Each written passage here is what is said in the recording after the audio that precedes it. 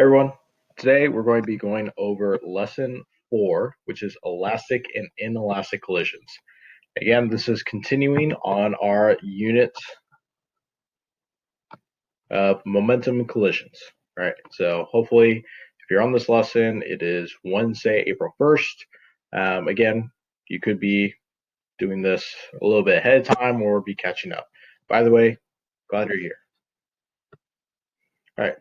So before we get into inelastic and elastic collisions, I want to just go over a common example that some of you guys may have seen before. So you guys probably recognize this little object here. Again, this is known as a Newton's cradle. And most of you guys have seen that if you pull one of the marbles or one of the objects up, it starts to gain some gravitational potential energy. You let it go, it begins to move, right? It moves because it has kinetic energy, and it also has mass and velocity, which means it has momentum. When it then strikes the next marble or object that's at rest, all that momentum and all that kinetic energy actually go through that marble into the next one, into the next one, into the next one, all the way until it gets to the end. And then all that momentum kinetic energy is transferred into that. And since there's nothing behind it to kind of transfer that energy to, it then moves up again, gains some gravitational potential energy, and then comes right back and repeats the process. One thing that's cool about this is it doesn't work with just one marble, right? You could do two at a time. If you pull two up, let it go, it's going to hit two out. If you do three, it'll hit three, etc. Right. One thing that would be interesting is if you took 5 of them, with just one left, and see how that kind of affects the momentum kinetic energy. It's actually a way we can calculate that, but I'll leave that to you guys at the end. All right. So part of the reason why Newton's cradle works is because you have an elastic collision. Right? We have a couple examples of what a elastic collision looks like here. Right? You have one ball or one object will collide with another, and all the energy that the original object had goes into the next object. Right? And then the object that was originally moving is now at rest. So we know, as in our previous lessons, that in all collisions, momentum is always conserved, right? However much momentum you had before a collision, you're going to have the same total momentum afterwards, right? Now, in some of these collisions, you're also going to have the total amount of kinetic energy also being conserved, right? So when you have both momentum and kinetic energy being conserved, we call this collision an elastic collision. Right? Momentum is conserved and kinetic energy is conserved. Right? And one way we can really see this is because one object loses all of its kinetic energy, and all that kinetic energy goes into the other object. Right? So one object stops here, one starts moving. Right? You can still have a collision or elastic collision if they're both still moving at the end. The key part is that it has the same total kinetic energy. Now, again, in any collision, kinetic energy doesn't get destroyed. It just kind of transfers a little bit differently depending on the nature of the collision. And this is where we get into inelastic collisions, right? Some of you guys may have seen before, or maybe been in, hopefully not, a car accident, right? You'll notice in some types of car accidents, your car will get a dent, or even more extreme, right? The whole hood will kind of crumple a little bit, right? It takes energy to kind of dent or crumple part of your car, right? And this energy comes from the kinetic energy of the moving vehicles. Now, again, we discussed this in a previous lesson, but part of the reason why your car will crumple like that is actually to absorb that energy so that that energy does not go into the passenger of the car or driver of the car. So you'll notice too that as these two vehicles collide, that they kind of end up sticking together a little bit, right? In the top example, right, they completely stick together and they're moving now as one object. Below, they don't completely stick together, which is why it's only a partially inelastic collision. So let's talk about these more common types of collisions, right? So this is any time you have a collision where kinetic energy is not conserved, right? It goes into heat, it goes into kind of crumpling your car or whatever the object is. Sometimes we have two objects that are colliding, right? One might like push up on the other, right? So it's taking some of that kinetic energy and transferring it into gravitational energy, right? So basically, kinetic energy is not just being conserved, right? If you remember with elastic, one will move, all that kinetic energy goes into the other one. With this one, right, some of that kinetic energy gets lost. So, like we mentioned, because we're losing kinetic energy, it's not that it's being destroyed, it's really just transferring into potential energy, typically, or by misshaping your object, right? So, again, we're colliding with a car, right? It might start to crumple. So, it's taking energy to crumple that, right? So, we're not losing kinetic energy. That kinetic energy is just being transformed into another type of energy or into a different type of action. So anytime you have a dent or a changing of a shape, this is going to be accompanied by a loss of kinetic energy because you need kinetic energy in order to change the shape of something. All right, now we just have a nice little flow chart to help us kind of figure out if a collision is elastic or inelastic. So a couple key ways we can kind of figure this out.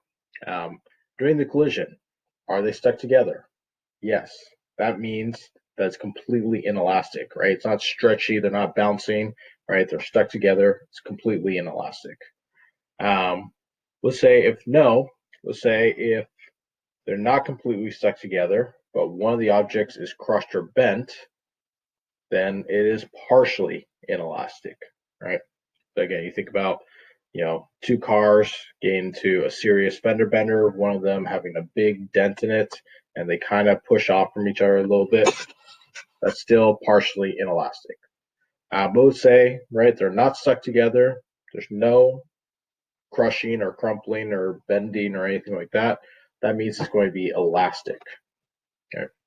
Again, within all of these collisions, we have kinetic energy, right? If they're stuck together, lots of that kinetic energy was lost. If they are bending or flexing one of the objects, we're losing some kinetic energy. If they just completely bounce off each other, then it's completely elastic. All of our kinetic energy is conserved. So this is a helpful flow chart for you guys to kind of figure out if a collision is elastic or inelastic. Let's go through one example problem, right? This is a little complex. All the quiz questions below are going to be pretty simple, I would say, in comparison. So if you remember, we do have two formulas that we've already learned for our union momentum and collisions. And we're going to be applying one of them to this particular example. So let's say that we have a 12 kilogram toy train car that's moving with a velocity of 2.4 meters per second, right? So it's just going forward. And then it collides head on with a second train whose mass is 36 kilograms, so 3 times as big.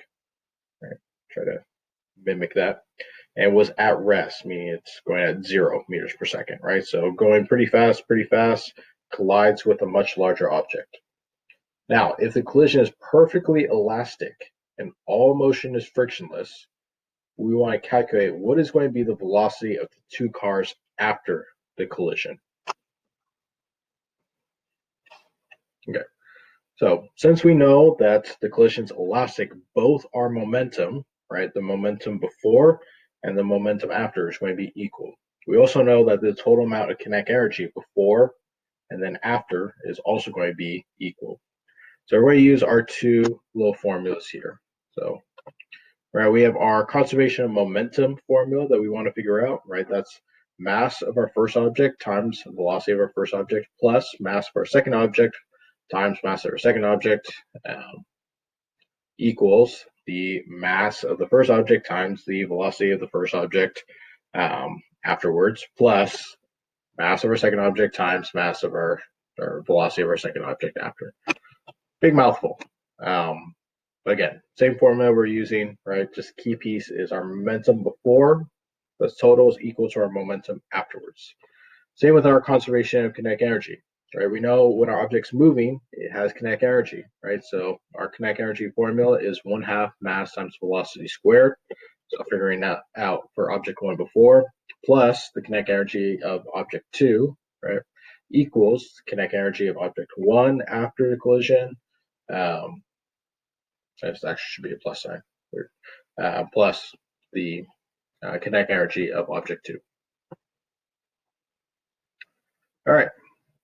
So since we already know the masses of both objects and we know the velocity of the first object and the second object, the only things that we need to figure out is what's going to be the velocity of object one and two after the collision. So again, with any of these equations, what we want to do is we want to plug in the numbers we know, right? Which we've done here in this first step. And then we just solve what we know, right? We can simplify all of this. We don't really need the units right now. So got 12 times 2.4, got 28.8 equals 36 times 0 is 0. So, right, we just get 28.8 by itself equals 12 times velocity, right, plus 36 times velocity. Right? So keep in mind, velocity 1 and velocity 2 are not the same thing, so we can't combine these to simplify. Sorry. So our next step is we want to solve for this equation. We have two variables that we have, so we need to solve for one at a time. Again, algebra, hopefully you guys have been learning substitution methods, different ways to kind of figure out when you have more than one variable. But again, walking through these steps and our quiz questions will not be this difficult. Solving this equation, right, if we just want to isolate velocity 1 here, we end up with velocity 1 equals 2.4 minus 3 times velocity 2. And then we can plug this into our formula for kinetic energy, right? Kind of left with all this, we simplify it. 69.1 equals 12, that's velocity squared, plus 36 times velocity squared. Simplify that, right? We end up with 5.76 equals velocity squared plus 3 velocity squared. All right.